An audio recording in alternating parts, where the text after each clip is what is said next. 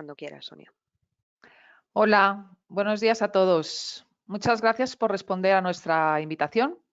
Os damos la bienvenida a otro encuentro más organizado por la Fundación Laboral de la Construcción y reitero mi agradecimiento porque somos muchos los que estamos hoy aquí en modo virtual. Mi nombre es Sonia Ruiz de León y soy la responsable de desarrollo de producto de la Fundación. Algunos ya me conocéis porque en los últimos webinars también los he coordinado y moderado yo. Así que encantada de volveros a ver a alguno de vosotros. Bueno, por si algún asistente no nos conociera, os voy a poner y simplemente poner en la siguiente diapo algunos datos, bueno, pues para que nos conozcáis mejor a la Fundación Laboral de la Construcción y mientras los leéis, bueno, pues quiero presentar y contextualizar el encuentro de hoy.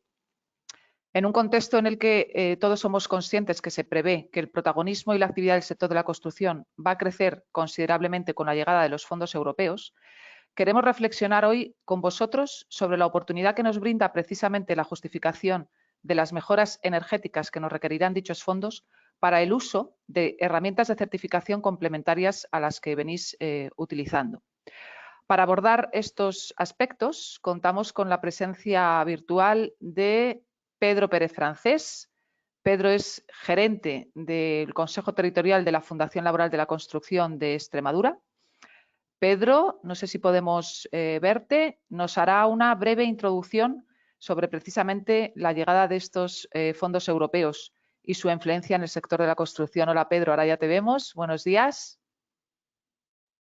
¿Estás muteado, Pedro? A ver si Ahora te escuchamos. ya Venga, tenemos fenomenal. Pedro, buenos días, te decía. Muchas gracias, Sonia. Pues aquí estamos. Muchas gracias por vuestra invitación y vamos a ver si presentamos un poquito más porque yo creo que la parte nutritiva de esta jornada está en los dos siguientes ponentes que indudablemente nos van a dar muchos contenidos prácticos y aplicables a muy corto plazo, espero que de forma satisfactoria. Estoy de acuerdo, pero no te quito el mérito, de haber hecho un análisis que ahora presentarás. Pues gracias, Pedro, reitero. Bien, el segundo ponente será Alejandro San Vicente. Representa a la empresa SVN, Alejandro Ingeniería. Él es ingeniero industrial con amplia experiencia en esta materia y además colabora con la Fundación Laboral de la Construcción en eventos y es asiduo formador en cursos relacionados con eficiencia energética. Alejandro, también, buenos días. Hola, buenos días. Lo mismo Buenos que días. Pedro, pues muchas gracias por la invitación. Que uno se siente muy Gracias a agradecido. ti. Gracias a ti. Gracias por responder siempre a nuestra llamada. Alejandro nos hará una exposición de las novedades del Real Decreto 390-2021 publicado el pasado 1 de junio y nos recordará las herramientas reconocidas para el cálculo energético conforme al documento básico H0. Por último, Bernardino Morillo, a ver si podemos verle para que le pongamos todos cara. Bernardino es arquitecto, investigador en materia de sostenibilidad edificatoria y calidad interior, técnico de proyectos europeos y formador BIM. Bernardino, sí, ya te vemos. Hola, Bernardino, buenos días. Buenos días, ¿qué tal? Pues Muy nada, bien. muchas gracias por la invitación y espero que sea una mañana provechosa y que todos saquemos en claro ciertas claves para el tema de los fondos y para las nuevas mejoras.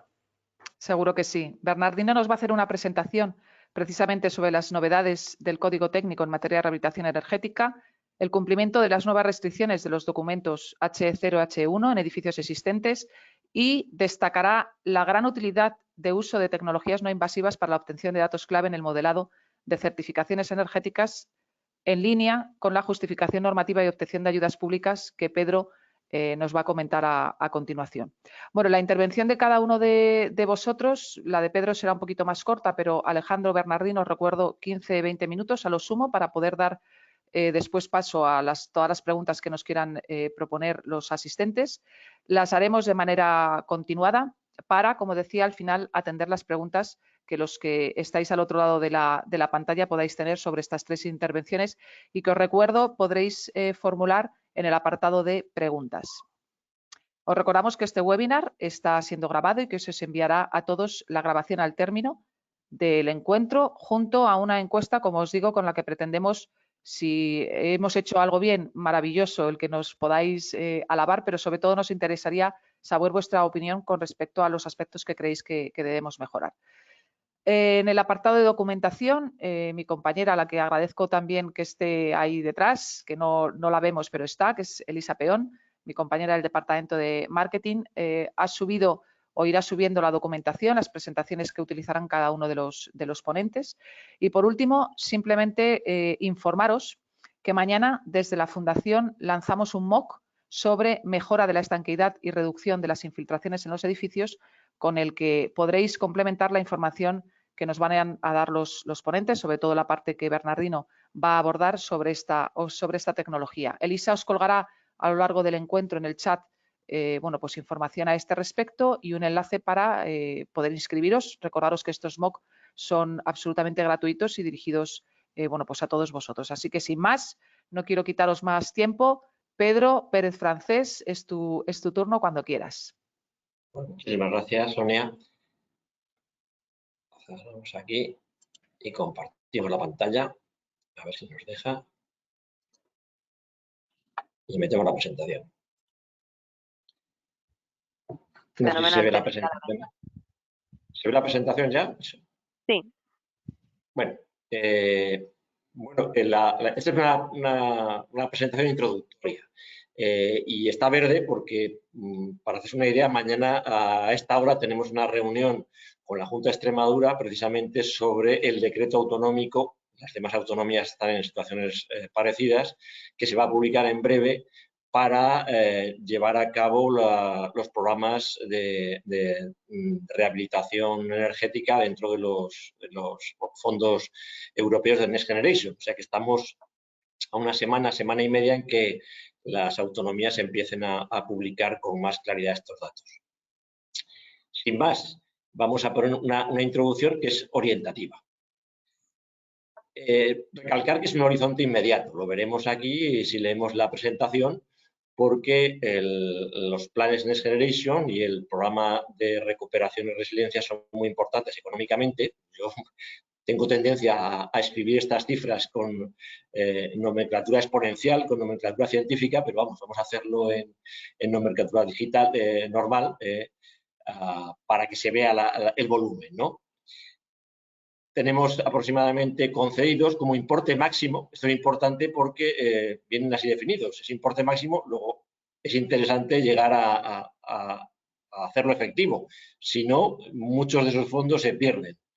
Tenemos 140.000 millones de euros que suponen para orientarse un 11% de nuestro PIB y que debemos hacer efectivo entre el periodo 2021 a 2024. Y además debemos comprometer en el siguiente ejercicio, sean antes de finales del año que viene, 2022, el 70% de estas actuaciones. Estas actuaciones tienen dos grandes bloques, ¿no? Un bloque que es el de 72.700 millones, que es en subsidios y transferencias al fondo perdido, que es una cosa pues, bastante gratificante y generosa, y 67.300 millones de euros en préstamos. En total, aproximadamente, son 98.000 millones de euros que tenemos que tener comprometidos antes de final del año que viene. O sea, que tenemos que tener preparados y presentados los proyectos y los presupuestos para su ejecución en este plazo de 21 a 24. Por eso hablo de horizonte inmediato y muy cercano. ¿Qué fines tienen estos presupuestos del programa Next Generation Europa? Pues son tres. Apoyar a los estados en su recuperación, por eso está el mecanismo de recuperación y resiliencia que ocupa pues, casi el 90 y tantos % de estos fondos. Relanzar la economía y apoyar a los estados miembros en su recuperación. Y una cosa importante, a ver si lo conseguimos, porque no somos muy aficionados, extraer enseñanzas de la crisis. ¿Cómo se ejecutan? La Administración General del Estado transfiere fondos a las comunidades autónomas y a las entidades locales, a los ayuntamientos, a través de convenios y subvenciones, que deben estar vinculados a políticas públicas en uno de los 4 ejes prioritarios impulsados por la Unión, que vamos a ver a continuación. La transformación digital, la transición ecológica, la cohesión social y territorial, estamos hablando de la España vaciada, ¿no? Y de la inclusión, y la igualdad. El núcleo fundamental de estos planes pues, es el plan de recuperación, transformación y resiliencia.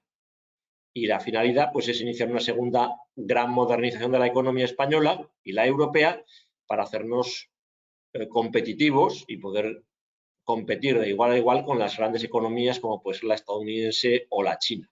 Es un objetivo bastante ambicioso. El horizonte inmediato, y repito, este es donde tenemos que tener fijada la mirada, implica mucho o se relaciona mucho con el sector construcción. ¿Por qué? Pues hay 10 políticas, básicamente, no vamos a citar todas porque sería muy larga la explicación, 10 políticas del Plan de Recuperación y Resiliencia, y entre ellas hay 4 que citamos que están muy vinculadas o bien a la fundación y a la construcción de forma indirecta o directamente con la construcción.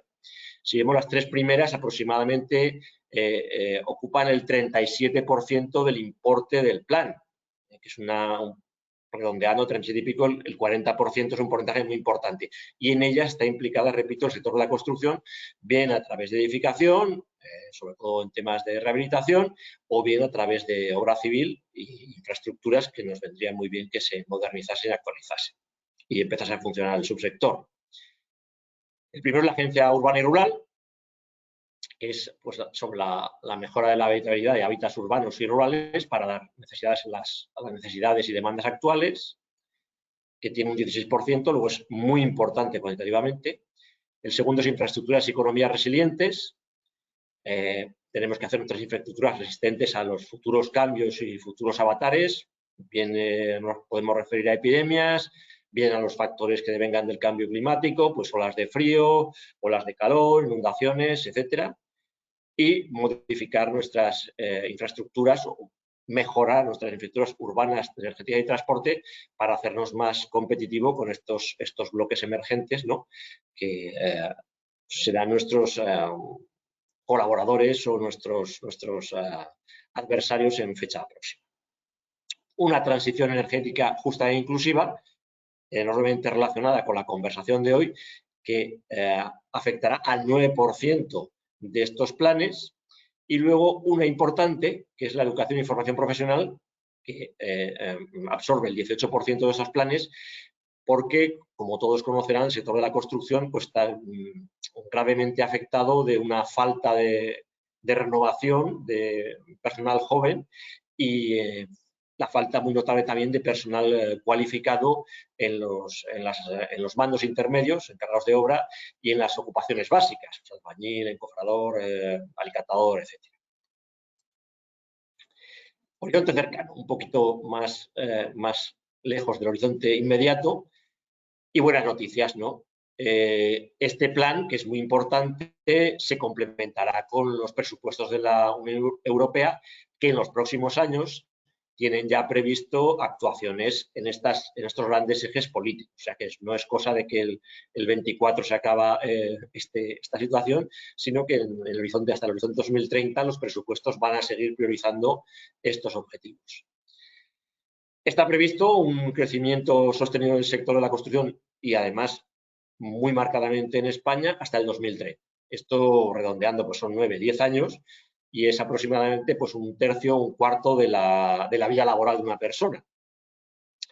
Y, de forma correlativa, está previsto un notable crecimiento en el empleo, muy notablemente por encima de otros sectores. Para hacerse una idea, vamos a ver un gráfico del Centro Europeo de Formación Profesional, donde se ve el cursor, podemos ver en construcción el crecimiento en azul que ha tenido anteriormente y abajo el crecimiento que se espera para este decenio, hasta 2030. Estamos hablando de 1,9 que están pues, próximos a distribución y transporte y muy por encima de manufacturas o el sector primario, ¿no? Entonces, bueno, es una noticia, ¿no? Que las expectativas de crecimiento son buenas, las expectativas de proyectos son buenas, las expectativas de financiación son buenas y, bueno, esto pues va a ayudarnos a crecer e intentaremos que no sea una nueva burbuja. ¿Qué hace falta para llegar a estos objetivos, a este cumplimiento de la misión? Pues incrementar el ritmo de actualización de las competencias del sector para adaptarse a las nuevas tecnologías, procedimientos y materiales.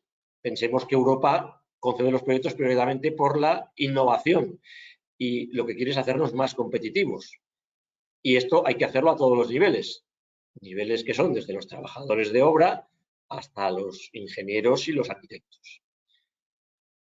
Otra consideración importante es que los resultados de las intervenciones con los fondos van a ser revisados porque si bien la formulación expresa de la concesión de estos planes de forma severa, y en ello están ahora las autonomías en la formulación de estos decretos autonómicos para explicar qué condiciones deben tener los proyectos, en las cuales pues vamos a tratar el tema y cómo van a ser revisados, porque no es exactamente igual que como era antes. ¿Por qué? Pues entre otras cosas porque se ha publicado el Real Decreto 390-2021 a principio de junio y se ha modificado y aclarado algunos términos. Entonces, nuestros socios europeos quieren que seamos un poco más serios en este aspecto, si podemos ser, que yo creo que sí, que miramos, que dejemos un poquillo de lado las apreciaciones de Visu, eso solo lo pueden hacer la gente muy cualificada, entre las cuales yo no me encuentro, y que tengamos en cuenta que podemos llevarnos, si no seguimos a rajatabla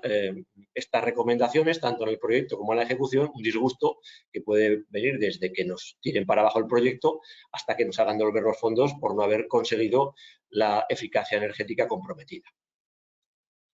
Esto es una forma de metaanálisis, ¿no? Que es recolectar en una forma un poco artística de qué se habla en el sector de la construcción y se hace pues, aplicando un procedimiento, un algoritmo a una página web. Estamos hablando siempre de lo mismo. Hablamos de rehabilitación energética, de rehabilitación integral y tenemos que ponernos al día, no solo hablar, sino saber plasmar estas necesidades en proyectos que sean admisibles, de alta calidad, y en ejecuciones que deben ser de alta calidad porque un tanto por ciento van a ser auditadas y además nos darán paso o no paso a la ejecución de estos fondos. Muchísimas gracias y creo que voy a dar paso a mis compañeros, una información muchísimo más nutritiva y muchísimo más técnica que sé que ustedes sabrán aprovechar presentando esos proyectos que nos hacen falta y ejecutando esos proyectos con la calidad necesaria para que nuestros socios europeos, holandeses, noruegos, que nos tienen un cariño especial, pues no puedan decir nada de nosotros. Muchas gracias. Gracias, muchas gracias, Pedro. Breve pero intensa, desde luego. Breve pero intensa. Muchas gracias. Bueno, has dado pie maravillosamente a la ponencia de Alejandro, así que, Alejandro, cuando quieras, empezamos con tu intervención, ahondando en las novedades sobre este Real Decreto 390 que nos comentaba Pedro. Cuando quieras, Alejandro. Sí, hola, buenos días de nuevo. Supongo que se está viendo la presentación, ¿no? Sí. Vamos a empezar entonces. Pues bueno, mi parte consiste simplemente pues, en explicar un poquito los cambios que se han producido pues, a raíz de la aprobación del nuevo Real Decreto, el 390 del año 2021, de certificación energética de edificios nuevos y existentes, que, bueno, básicamente pues es una actualización, aunque deroga el que hasta ahora teníamos vigente, que es el del 2013, el Real Decreto 235, que a su vez ya era una evolución del primero y pionero que correspondía pues al año 2007, ¿no? Justo con la aparición del Código Técnico del año 2006. Bueno, en principio esta es una derogación completa del decreto anterior, con lo cual, pues bueno, es una evolución importante. Y lo que vamos a exponer a continuación pues es simplemente un poco pues, las modificaciones más importantes o más esenciales que se producen a partir de este nuevo decreto, ¿no? De certificación existente y que van en la línea de los cambios normativos que vinculan pues, al nuevo Código Técnico y a las medidas de eficiencia energética, que son pues, un pilar estructural o estratégico dentro de las nuevas políticas para los próximos años, ¿no? En este sentido, pues las novedades más importantes que aparecen pues se pueden trazar, por ejemplo, en el ámbito de aplicación. Hay en esta transparencia pues tenéis el ámbito de aplicación clásico, el que existía en el antiguo Real Decreto, y actualmente pues han incorporado unos casos nuevos, ¿no? Se han incorporado, pues por ejemplo, necesidad de certificado energético en aquellos edificios en los que se hagan una reforma tanto de las instalaciones, por ejemplo, porque requieran un proyecto nuevo de instalaciones térmicas, sustitución de calderas, sustitución de máquinas de generación de frío de calor. También certificado energético en intervenciones en reformas o rehabilitaciones o ampliaciones que tengan que intervengan en un más del 25% de la envolvente térmica del edificio, y ampliaciones que tengan un 10% de incremento sobre la superficie o volumen en las unidades de uso, y siempre y cuando se supere los 50 metros cuadrados. Bueno, en general, lo que he puesto en rojo, pues yo creo que es lo más determinante, porque es lo que además está bastante vinculado con el código técnico, la sección H0, la de cumplimiento de la demanda del consumo energético de los edificios, y por tanto yo creo que es donde realmente hay una interrelación muy clara, ¿no? En aquellas obras en las que se vaya a realizar una reforma de la envolvente térmica, pues, por ejemplo, la colocación de un SATE o una fachada ventilada o algún tipo de esto, pues será necesario también la exigencia obligatoria de un certificado de eficiencia energética. También se abre el melón de los edificios que tengan una superficie superior a 500 metros cuadrados, pero destinados, tanto públicos o privados, destinados a usos varios, como administrativos, sanitarios. Muchos de estos pues ya eran públicos y en su caso pues también incorporaban ya el certificado energético, pero bueno, se abre también pues a hoteles, hostales, pensiones, teatros, bueno, en general a edificios de uso terciario que hasta ahora pues no lo requerían, salvo en circunstancias particulares de alquileres o compraventa y tal, y que a partir de ahora pues también lo van a tener obligatorio, ¿no? Y por último, pues edificios que tengan que realizar obligatoriamente la inspección técnica del edificio, ¿no? Las ITES, aquellos edificios que tengan que realizar una IT, pues se le obliga también a que tengan ya que presentar el certificado de eficiencia energética. En general, yo un poco lo que recalco pues es precisamente en esto, ¿no? Estos dos puntos, ¿no? Que se debe realizar de certificado de eficiencia energética en prácticamente cualquier rehabilitación que sea un poquito de cierta entidad va a rehabilitar más del 25% de la envolvente térmica. Cualquier SATE, cualquier trabajo en la fachada lo va a requerir. Y también, pues bueno, lo de los edificios de más de 500 metros cuadrados que abre un poco pues la puerta a que sea obligatorio en muchos edificios que hasta ahora pues en principio no era obligatorio, ¿no? Tanto públicos como privados, fundamentalmente los privados, que eran los que hasta ahora pues no tenían esta especificación. En cuanto a las exclusiones, pues bueno, simplemente quedan exentos de esta exclusión, es decir, dejan de estar excluidos edificios para actividades de culto, por ejemplo, pues iglesias fundamentalmente, ¿no?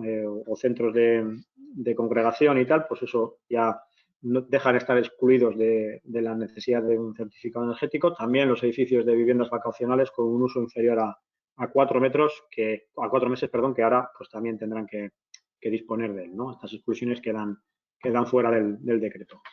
Y una cosa que también es importante, aunque yo suelo decir que tampoco nos dice demasiado, pero que realmente lo recalca, es ahora la obligación de la visita del técnico a la hora de hacer el certificado energético. Vamos, es algo que comento que es muy lógico y evidente, pero que se empezaba ya a una mala praxis a no hacer por parte de algunos técnicos, ¿no? De hacer el certificado un poco a distancia, con recopilación de datos, incluso por páginas de internet, etcétera. Bueno, pues eso a partir de ahora, pues digamos que queda mucho más claro que la visita del técnico tiene que ser obligatoria para realizar las comprobaciones necesarias y la realización del certificado energético. Nos habla de una antelación máxima de 3 meses, pero bueno, realmente al final, es decir, que tampoco puede ser una visita, la última visita que hice hace 3 años y con eso ya vuelvo a hacer el certificado, sino que de la emisión del certificado a la visita solo puede haber pasado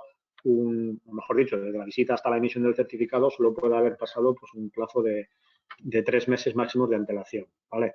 En cuanto a los cambios en el propio certificado, pues simplemente un poco el fichero XML es quizá el cambio más importante, que pasa a ser un fichero más del contenido del certificado. Ya se estaba utilizando porque en la mayoría de las plataformas de registro de las comunidades autónomas te lo solicitaban a la hora de introducir los datos, pero bueno, pues ahora ya pues queda más constancia de que es un documento que forma parte del propio certificado, ¿vale?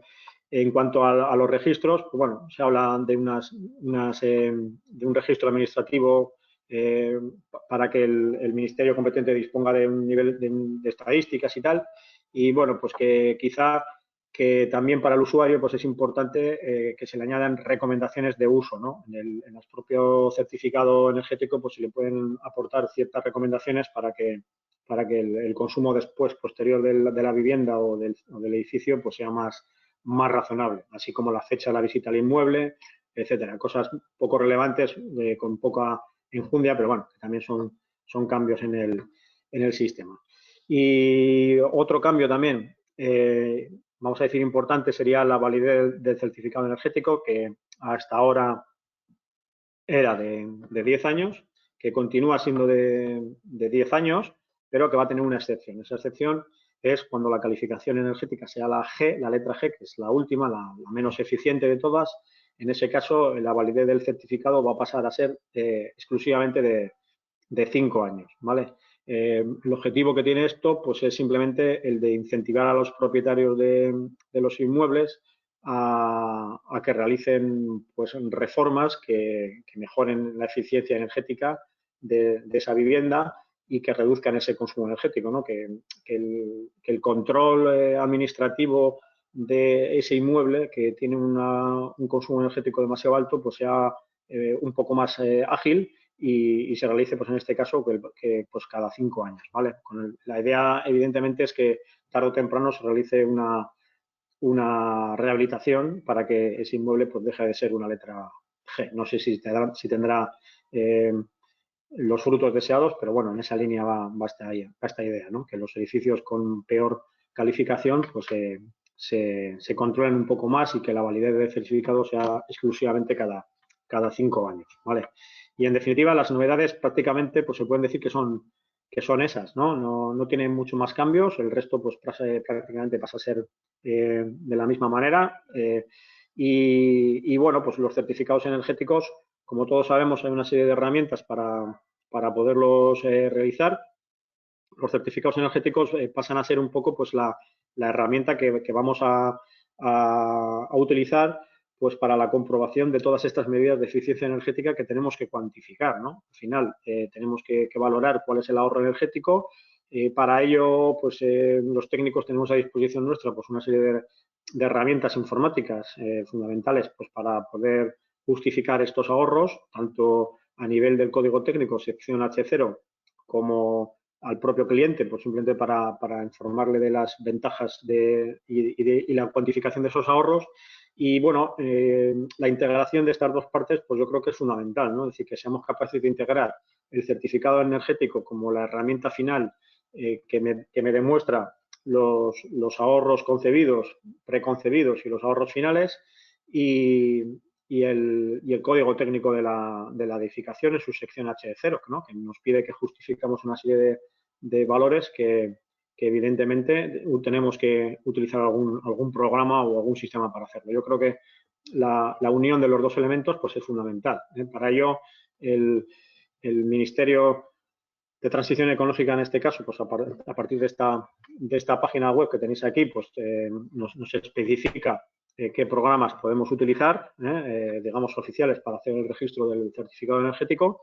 Y bueno, pues estos se dividen en varias posibilidades, ¿no? Tenemos el procedimiento general. El procedimiento general es más exhaustivo porque tiene la ventaja de que nos genera un modelo en 3 dimensiones, en el cual nosotros podemos ver el modelo que estamos generando. La simulación de los programas es mucho más sofisticada, con cálculos, una simulación horaria, vamos a decir, ¿no? de los datos de clima, de temperatura, de condiciones interiores, condiciones exteriores y en definitiva, pues vamos a decir que es el procedimiento más correcto para la certificación energética, porque es la que nos va a permitir una una mejor simulación de los resultados obtenidos, ¿no? Algo que, en principio, aunque siempre es una simulación que luego no tiene por qué coincidir con la práctica, vamos a decir que serían los softwares que nos van a permitir hacer una aproximación más exacta, ¿vale? Y en estas tareas que tenemos encomendadas de calcular y cuantificar estos ahorros, pues evidentemente tenemos que buscar una precisión suficiente, ¿vale? Entonces yo creo que los programas del procedimiento general, la herramienta unificada LeaderCalendar de iniciativa pública, la herramienta oficial un poco pública, así como los dos de iniciativa privada legalizados para estos efectos, que son el CIPE-Term H+ de CIPE y el SG-Safe, ¿no? Digamos que son pues, los programas más óptimos para realizar esta simulación y sobre los cuales pues, luego comentará también algo Bernardino en su exposición posterior, ¿no?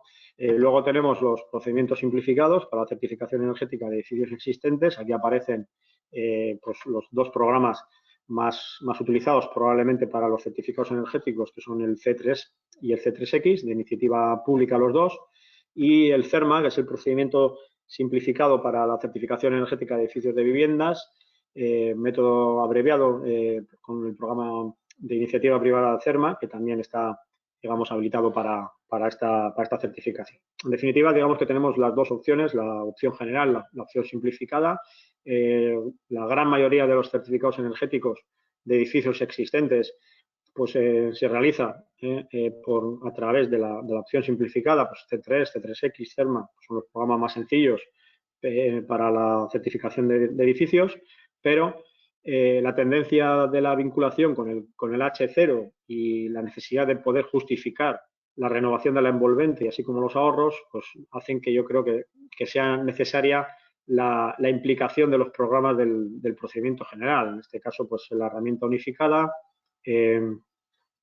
la herramienta unificada LeaderCalendar como el programa CIPE, ¿no? El CIPE-Term H+ o el SG-Safe, que son los programas que me permiten cuantificar de una forma más razonable este ahorro energético, ¿no? Hay que tener en cuenta que la vinculación con el H0 pues, es muy clara, el ámbito de aplicación de los dos es muy parecido y la justificación del H0 pues, tiene que ser prácticamente de forma obligatoria pues, a través de los programas de simulación de certificación energética que me permita pues, comparar la situación inicial con la situación final, ¿vale? Y a continuación, pues, bueno, esto es un poco lo que quería comentar. A continuación, pues, el compañero pues, insistirá un poquito más en este aspecto, ¿no? Es decir, las distintas herramientas que existen pues, para poder aportar la información suficiente a los programas de certificación energética con el objetivo de poder realmente optimizar esta certificación energética, cuantificar los ahorros y poder justificar estas ayudas posteriores en materia de eficiencia energética. Vale, esto es un poco lo que quería comentar yo, así que pues doy paso ya un poco a Bernardino, que terminará un poco, completará mi exposición. Muchas gracias, Alejandro. Muy interesante. Pocas novedades del Real Decreto, pero como tú decías, importantes de cara a lo que nos viene, ¿no? Al sector, a todo el tema de rehabilitaciones y reformas y demás. Muchas gracias, Alejandro. Bernardino, pues nada, te damos paso. Como veis, esto va de lo más general y vamos concretando y al final Bernardino en su ponencia es el que bueno, pues va a acabar de concretar de una manera mucho más exhaustiva el objetivo real del webinar, ¿no? Para hablar de estas herramientas complementarias a las que nos ha comentado Alejandro. Bernardino, cuando quieras. Bien, muchas gracias, Alejandro. El caso es que a día de hoy la situación es, como decía Pedro, muy apasionante, muy buena, ¿no? Venimos de una época bastante negativa respecto al sector de la construcción en general y es cierto que se vienen por delante tiempos favorables, pero es muy importante saber de qué manera tenemos que hacer esas obras, ¿no? Entonces, cuando nos invitaron a hacer esta charla tan cortita y tan condensada, yo en este tiempo, este último año, dando formación y trabajando, la verdad que lo que me encuentro más, sobre todo, es la sorpresa por parte de los técnicos de la construcción y por parte de los trabajadores y por parte de todo el sector en general respecto a las novedades que existe en la normativa, esas obligaciones que tenemos al final que cumplir y cómo esas novedades desde este último año afectan a los edificios construidos, edificios existentes. Entonces, como las ayudas desde hace ya muchos años son solamente destinadas a edificios existentes, esta charla, este pequeño coloquio, me gustaría centrarlo en lo que es las obligaciones que tenemos respecto a edificios existentes y una llamada de atención a lo más importante, ¿no? A que no se nos escape nada. Lo primero, como decíamos, era que el código técnico ha cambiado radicalmente estos últimos años. Hemos tenido 10 años de avance en cuanto a eficiencia energética bastante rápido y bastante completo, con muchas herramientas, muchas opciones, muchas novedades. Cada 2 o 3 años teníamos algún tipo de mejora en ese aspecto y lo bueno que ya parece que la normativa ya se ha estandarizado y tendremos este código técnico del año 2020 para muchos años. En este código técnico, he marcado en rojo lo más importante, ya nos afecta en todos sus apartados a lo que son los edificios existentes. Principalmente estamos hablando de edificios donde se amplía al menos el 10% de la superficie. Este apartado va a afectar a lo que sería cualquier tipo de obra. Y después tenemos otro segundo apartado que sería el de la, un segundito que estoy ahora, el de la, voy a intentar marcar un par de zonas para que se vea bien. Sería el tema de ampliaciones, que como veis, a partir del 10% tendríamos la obligatoriedad de cumplir código técnico y también en lo que sería cambios de uso de más de 50 metros cuadrados o reformas de más del 25% de la superficie. Estos son casos que vamos a ver muy a menudo en la ayuda de eficiencia energética y es muy importante que entendáis que estas exigencias que vamos a comentar están destinadas a estos casos, ¿de acuerdo? Que son, de hecho, los más usuales en edificios existentes cuando hacemos. Una vez que tenemos a ver si soy capaz de pasar la diapositiva, un segundito. A ver, aquí con el puntero no me deja hacer más nada. Vale. Pues dicho esto, lo que es muy importante es cuantificar, ¿no? ¿De qué estamos hablando? ¿Cuánto nos van a exigir? Pues como veis, nos van a exigir en torno al doble de, digamos, el doble de exigencia, tenemos digamos, el doble de consumo respecto a edificios nuevos. Es decir, edificios nuevos, este código técnico nos han obligado a que tengamos, por ejemplo, en Extremadura o, por ejemplo, en zonas de zona climática intermedia, en torno a 32 kilovatios hora por metro cuadrado año en edificios que estén relacionados con clima C, pero, como estáis viendo, en edificios de cambio de uso o reforma, tenemos un límite de 65. Es decir, tenemos un límite de consumo máximo de energía que tenemos que cuantificar, como bien ha dicho mi compañero, a través de las herramientas de certificación energética. Por lo tanto, tenemos no solo que hacer una buena certificación, sino tenemos un límite. No podemos pasarnos de esa cantidad de consumo.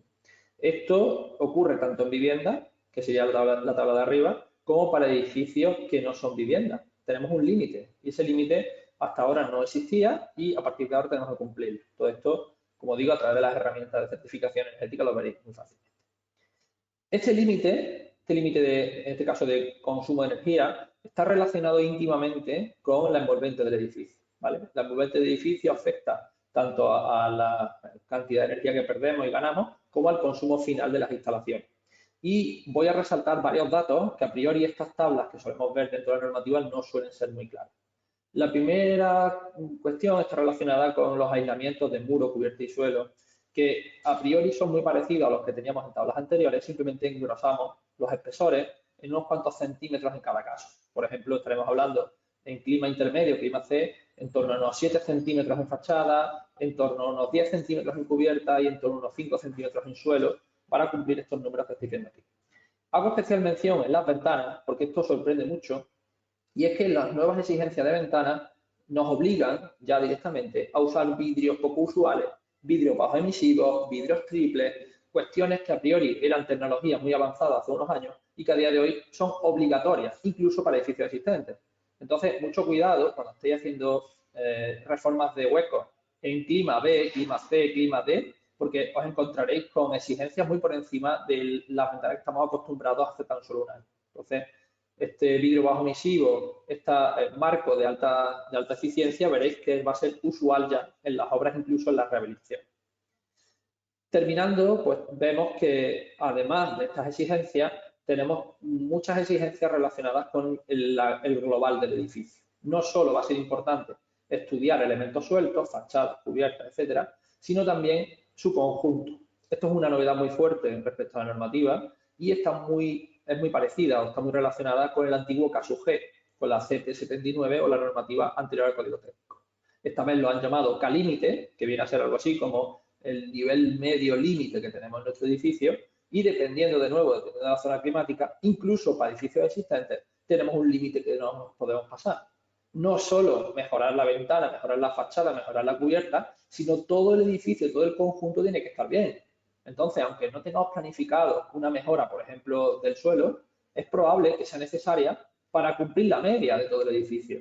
Esto antes no era así. Si tú cambiabas una ventana, pues cambiabas una ventana por una mejor, pero no te obligaban a hacer una mejora integral. Esto está pensado para que las rehabilitaciones sean integrales, no sean puntuales, principalmente. Terminando ya por último, tenemos la compacidad y la infiltración. La infiltración o el aire que no está controlado en el edificio es otra de las novedades en el Código Técnico. Nos obligan a usar ventanas clase 3 o clase 2, dependiendo del clima, a partir de clima C, a partir de climas como el de Extremadura, como el Castilla-La Mancha, Castilla-León, tendremos que utilizar ventanas clase 3 y en climas menos severos, como climas de Andalucía, climas de la costa, Valencia, Barcelona, tendremos una ventana clase 2. Por último, voy a hacer mención que a día de hoy, para edificios de nueva planta, esto solo para nueva planta, tendremos la obligación a partir de 120 metros cuadrados de realizar un ensayo, un estudio, una prueba de estanqueidad del edificio. Esto ya veremos que existen equipos especializados en esto para poner el edificio en una diferencia de presión de 50 pascales y, por lo tanto, la normativa actual recoge ya la posibilidad de hacer estos ensayos dentro del edificio. Bien. Para hacer todo esto, para justificar estos números, evidentemente podemos ir por el camino más, digamos, atajar por el camino más corto y decir que el edificio, pues bueno, no lo conozco, no tengo características técnicas, no tengo el proyecto, las opciones por defecto, que como sabéis en los programas existen y se pueden seguir utilizando. El problema está en que cuando yo voy a tener que conseguir una letra, voy a tener que conseguir un consumo máximo, voy a tener que conseguir unos números, digamos, bastante exigentes, el irnos a la opción fácil no suele ser una buena recomendación, porque entonces la intervención que tenemos que hacer, la mejora de aislamiento, la mejora de ventanas, todo lo que sería el conjunto del edificio, será mucho más caro para justificar la misma eficiencia. Y aquí es donde entran en juego todas estas herramientas para la mejora de la eficiencia energética, que yo siempre digo que están muy relacionadas con herramientas que ya usamos. Es decir, a día de hoy es obligatorio hacer una rotura de hormigón, es obligatorio hacer un ensayo acústico, es obligatorio hacer un ensayo de conducto. Todas estas herramientas a día de hoy las tenéis a día en la obra, de manera obligada, sobre todo al final de la obra y durante la construcción. Sin embargo, estas herramientas que tenéis a la derecha, que son herramientas relacionadas con la eficiencia energética, pues se usan menos básicamente porque no son obligadas. Pero para estos casos será muy, muy importante utilizarla. La primera tecnología sería la termografía. Esta termografía infrarroja tiene una gran cantidad de usos en la obra, detecta puentes térmicos, detecta fugas y problemas de instalaciones, detecta infiltraciones de aire, detecta todo tipo de problemas relacionados con la eficiencia energética de manera cualitativa. No tenéis que preocupar en exceso por la precisión de esta medida. No es tan importante la temperatura exacta que tenga nuestro edificio, como puede pasar, por ejemplo, con instalaciones, con equipos que deben de mantenerse de manera periódica con una serie de medidas muy precisas. En la construcción, la termografía normalmente se usa de manera cualitativa para comparar estados dentro de un mismo paramento. Como digo, para detectar puentes térmicos, pero también para ponderar qué transmitancia tenemos entre uno y otro.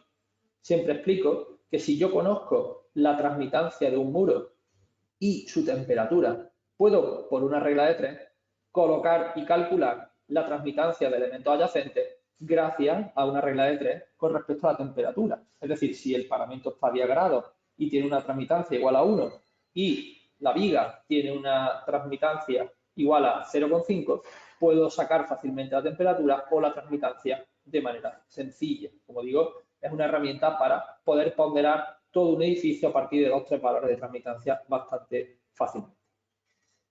Otro equipo que también es muy usual y bastante recomendable es el medidor de transmitancia.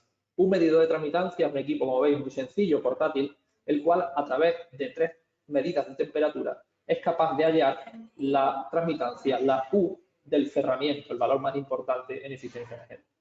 Son equipos multidisciplinares que son capaces de albergar diferentes sondas dentro del medidor y solamente con ciertas recomendaciones vamos a poder alcanzar unas buenas medidas, unos buenos datos. Lo primero es que estos equipos están pensados para edificios con muros delgados, con muros menores de 30 centímetros, que no tengan mucha inercia térmica. No es recomendable usarlo en espacios abiertos, sino solamente en espacios que se puedan cerrar y que puedan alcanzar al menos 10 grados de temperatura interior-exterior.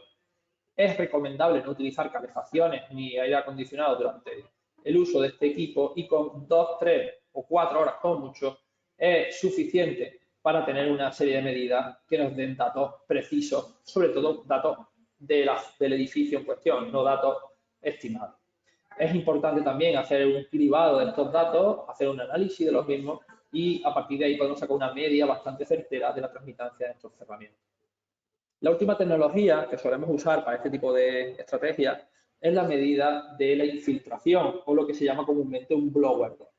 Este blower door es un equipo que se coloca en una puerta o una ventana del edificio y gracias al ventilador que tiene el equipo es capaz de dejar, digamos, en evidencia las entradas discriminadas, las entradas no esperadas de aire que tiene el edificio y por lo tanto somos capaces de hacer varias cosas. Primero, analizamos los defectos de la construcción, los cuales se pueden diagnosticar muy fácilmente y se pueden también mejorar muy rápidamente. Estamos hablando de burletes, de sellantes, espumas, elementos que son muy económicos y hacen mejorar rápidamente la eficiencia energética. Y segundo, nos da datos técnicos gracias al seguimiento de este ensayo, de esta normativa que actualmente está en vigor, la normativa del ensayo UNE 13829 de 2002, el cual nos rige cómo debemos de hacer este tipo de ensayos para que sea normalizado. Es decir, un tipo de ensayo normalizado en la construcción, el cual se puede seguir y todos estos equipos lo tienen integrado dentro de su software. Por lo tanto, nos va a dar un dato fiable que se puede incluir dentro de la normativa técnica, dentro de la comprobación del edificio. Siempre pongo un ejemplo respecto a estas clases que me parece muy evidente. El ejemplo consiste en 2 viviendas que rehabilitamos hace ya unos 6 años, en el cual rehabilitamos una vivienda y esta misma vivienda, pues teníamos una análoga, una vivienda similar, la cual no habíamos hecho ninguna mejora. Es decir, aquí a la izquierda veis los resultados de blower door de una vivienda, la cual sí habíamos mejorado, habíamos invertido una gran cantidad de dinero, unos 20.000 euros, en mejorar su fachada, su aislamiento, sus ventanas, sus instalaciones, y sin embargo, el aire que entraba por la ventana, el aire que entraba por el blower door, era de 2.063 metros cúbicos hora. Para que os hagáis una idea, en la vivienda que no habíamos hecho nada, la vivienda anterior, antigua, entraban 2.400. Veíamos un número muy parecido, demasiado igual, pese a que habíamos hecho una mejora bastante importante. Al final hicimos, con estas herramientas que hemos explicado, una comparativa, un estudio más o menos exhaustivo de dónde podía estar el problema y detectamos rápidamente que por el sistema de aire acondicionado teníamos un problema bastante importante de infiltración. Estas son fotografías tomadas con el equipo de blower door en marcha. Al final veíamos que las ventanas eran estancas, que la fachada era estanca y que estaba bien resuelta y que había problemas principalmente en el apartado de ventilación. Esto se debía a que la cubierta que teníamos era una cubierta metálica, la cual a través de las oquedades y las malas uniones que tenía este elemento de chapa, estaban infiltrando a través del sistema de aire acondicionado todo el aire que nos hacía que empeorara tanto el edificio. Al final, podíamos hacer una inversión muy alta en cuanto a precio de la construcción, mejoras energéticas y aislamiento, pero hasta que no compruebas que esa inversión, ese trabajo está bien hecho, pues no puedes, digamos, dar por sentado que ese edificio funciona correctamente. El edificio pasó de consumir una cantidad de energía parecida a la que consumía anteriormente a tener el consumo que se esperaba, en torno a un 10 o 15% del consumo que teníamos anteriormente.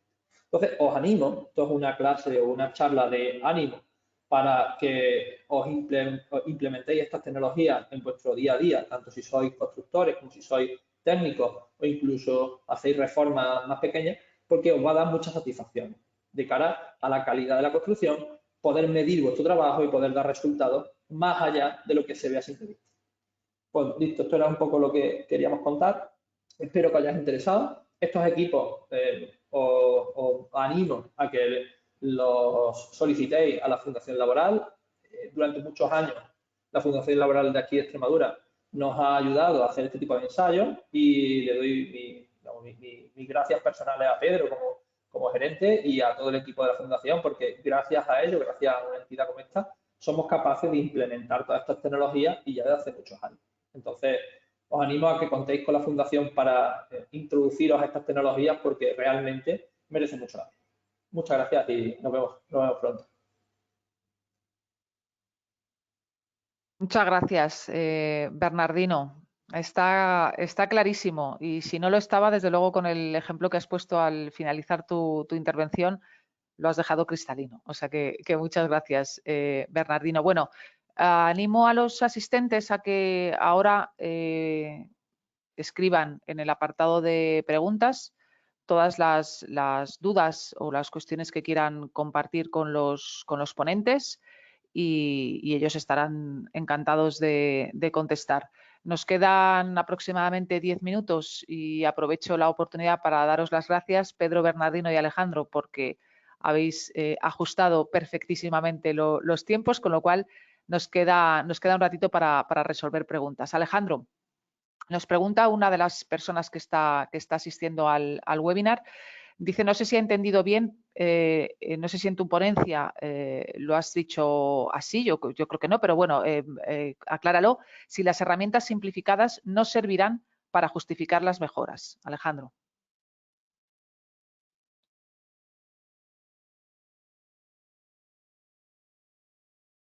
Perdón, que estaba en silencio.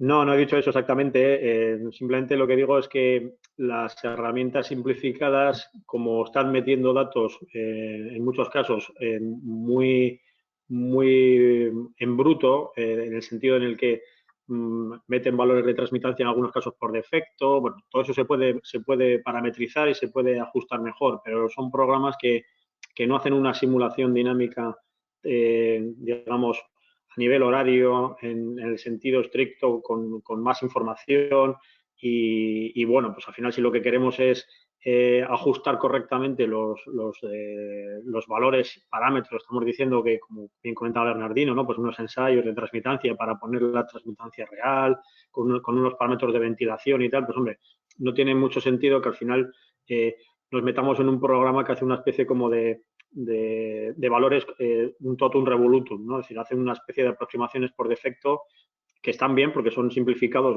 el cálculo es muy simplificado, pero que yo creo que lo suyo es meterlo en un programa un poquito más avanzado, ya que tienes datos más avanzados, utiliza esos datos en un programa de simulación más avanzado, ¿no? Para que los resultados sean mucho más concretos. Bueno, de hecho, hay varios estudios un poco que certifican que la diferencia de calificación en un programa de estos de general con uno simplificado podría ser incluso hasta de una letra en algunos casos. Depende un poco de cómo metas la información, pues podrías llegar a una letra incluso de diferencia. Esto, evidentemente, a la hora de justificar los ahorros energéticos, pues es algo que estás perdiendo por el camino. De todas formas, no digo que no se pueda hacer con el simplificado, porque el simplificado también tiene opción para poner valores, etcétera. Pero luego los cálculos, digamos que están hechos de otra manera, mucho menos sofisticada internamente. Aunque tú metas los datos oficiales, los datos que te han salido de los ensayos y tal, los cálculos se hacen de una manera mucho más simplificada, por ahí viene lo de su nombre. De hecho, pues no hay más que ver el proceso, el tiempo de cálculo que tiene, ¿no? Tu programa simplificado, a los 2 segundos ya tienes la letra, mientras que un programa de certificación por el procedimiento general, pues se pasa calculando pues igual 10 o 15 minutos, porque los cálculos son mucho más complicados, ¿no? A la hora de realizar esa simulación. Si me deja apuntar un pequeño comentario, yo creo que lo puede entender la audiencia muy bien. Digamos que para llegar al mismo objetivo, para consumir la misma cantidad de energía, dependiendo del programa que uséis, la mejora de eficiencia energética saldrá más cara o más barata. Es decir, si somos capaces de evaluar bien el edificio como está actualmente construido, el resultado será más favorable porque será capaz de analizarlo con más precisión. Y es parecido, yo siempre pongo el ejemplo de cuando tengo que calcular una viga. Además, la gente lo entiende muy bien. Si yo tengo que calcular una viga y no tengo ningún programa de cálculo, pues digo, pues la viga va a construirse con la luz partido por 12, y si son 10 metros que tengo de luz, pues la viga tiene que tener 60 centímetros. Eso cualquiera que tenga, digamos, un poco un programa de cálculo medianamente más complejo, sabrá que, bueno, que puede hacerse una viga de sección variable, o la viga puede tener más grosor por un lado, menos grosor por otro. Se puede ahorrar material si calculo correctamente la estructura. Pues esto es lo mismo. Si yo calculo bien la eficiencia energética, puedo ahorrar unos centímetros allí, otros centímetros allá, y optimizar para que las fachadas cada una se comporte de manera óptima. Y el tema del sombreamiento, que es muy importante, todos esos factores afectan a que yo pueda llegar más arriba con menos intervención y pueda justificarlo, que al final es el resultado que te da el certificado.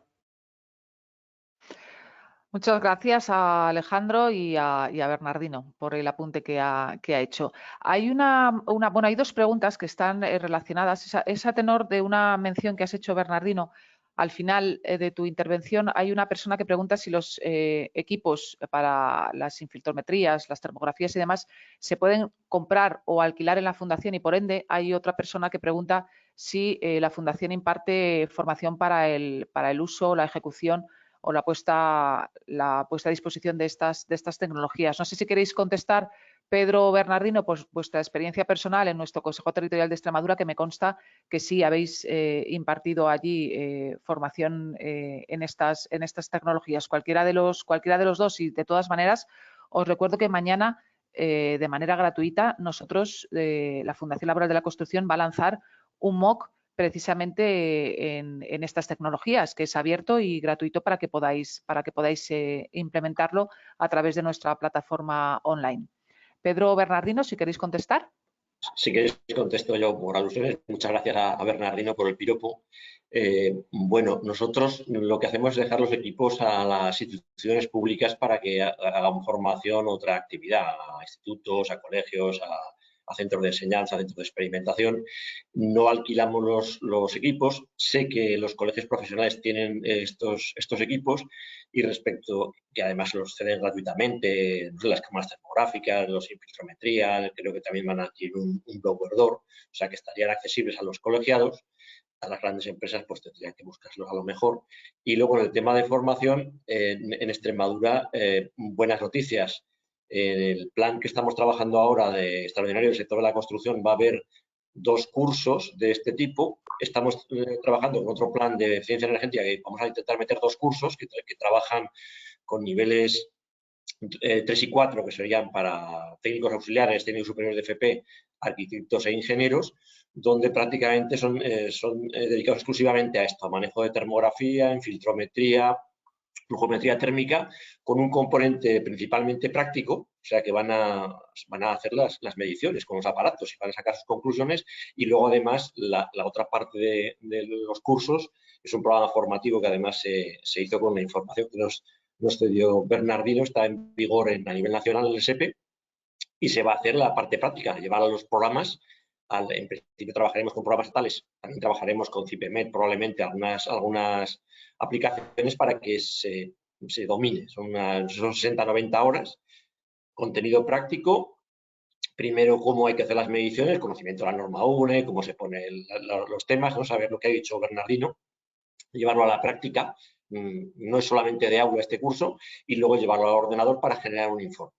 En Extremadura, no sé si en los demás, a ver si les da envidia y lo ponen también, pues se van a hacer probablemente 4 cursos, y ahora de hecho hay uno convocado que es para el plan de garantía juvenil, que son menores de 30 años, que estén inscritos en el plan de garantía juvenil, que es el mismo. O sea, se va a hacer en el centro de Cáceres, va a ser, y es exactamente eso, es utilizando estas técnicas. Está dirigido a personas con nivel 3-4, FP grado superior, o egresados de escuelas técnicas, y es conocerla. Vamos a intentar poner la nueva normativa que nos pide la Junta para llevar a cabo Next Generation, y hacer a pie de obra las mediciones para que la gente se familiarice con las normas UNE y haga sus mediciones con precisión, que es lo que más o menos nos piden los europeos. Que seamos un poco serios, que consigamos la eficacia que nos mandan, que garanticemos que hemos conseguido la eficacia, que nos apoyemos en elementos de prueba significativos como pueden ser las mediciones. No siempre he visto yo que aquí esto tiene un K de tal. Hombre, ver está bien, pero con una fotografía infrarroja a lo mejor nos lleva algún disgusto en alguna fachada. No sé si he contestado la pregunta. ¿No? Gracias, Pedro. Entiendo que sí. De todas maneras, está apuntando Elisa en el apartado de preguntas que les mandaremos información al respecto de la formación que tenéis y que vais a ofrecer en Extremadura. Bernardino, hay dos preguntas que están muy hiladas la una con la otra. Te las voy a mencionar. Hay una de las personas que está asistiendo al webinar que pregunta si animas a usar las tres herramientas que has descrito como ventaja, digamos, comercial, o es obligatorio para el caso puntualizado como ocurre con la certificación Passive House. Y por ende, hay otra persona que pregunta si es necesario en una certificación incluir mediciones empíricas con termografía y o transmitancia térmica, que si eso es correcto, si es necesario o si es una recomendación. Bernardino. Bien, os digo cristalino lo que está obligado la normativa y lo que es recomendable y lo que... Tres niveles, muy fácil. El nivel obligatorio a día de hoy es que introduzcamos en edificios nuevos y ampliaciones el valor de transmitancia conocido, real. No vale el truco que hablábamos antes del no conocido o estimado. Eso no se puede hacer para ampliación y para edificio nuevo. Eso es normativo, eso no es algo que sea, digamos, cambiante. Se espera en los próximos años que eso se amplíe hacia edificio existente, pero el único caso sería el que tenemos una certificación de edificio existente, edificio en el que no hacemos nada, en el que no hacemos ninguna intervención. En ese caso es el único en el que nos reservamos el no tomar medidas. Si nos inventamos el muro, nos obliga la normativa a meter el muro y nos lo inventamos, pues evidentemente como técnicos, como supervisores, como constructores, estaremos haciendo una omisión o un problema. Es algo que legalmente no podemos hacer. La otra opción es hacer una cata, rompe y ver lo que hay. Es la alternativa a medirlo, ¿de acuerdo? Respecto a la medición de la infiltrometría, el blower door, a día de hoy es obligatorio en edificios de más de 120 metros cuadrados de vivienda, nueva o ampliación, la cual no cumpla el anexo H del código técnico. Yo estoy metiendo ya mucha harina, pero hay una formulita que si tú no cumples, porque tu edificio es muy alargado, muy alto, la forma no es, digamos, la más apropiada, te pueden obligar muy fácilmente a usar el blower door. En edificio, insisto, de vivienda de más de 120 metros cuadrados. Eso está en la normativa anexo H, código técnico CTH1, ¿vale? Lo podéis mirar ahí.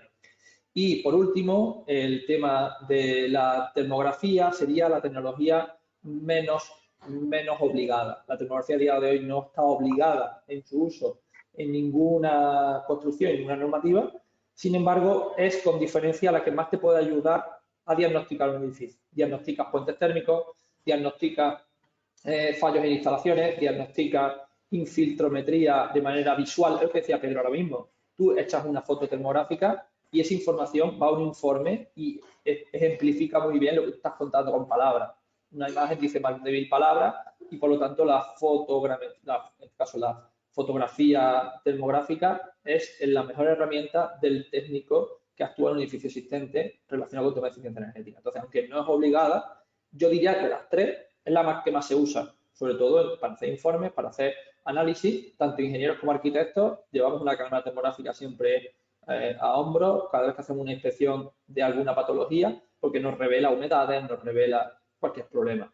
Y si vamos a hacer una mejora de eficiencia energética en el edificio, lo último que tú quieres es que si mejoras la fachada, una vez que has hecho una inversión te des cuenta, pues no sé, que había una tubería rota o que había una fuga o que había un puente térmico. Digamos, una herramienta diagnóstica muy recomendable para ir sobre seguro.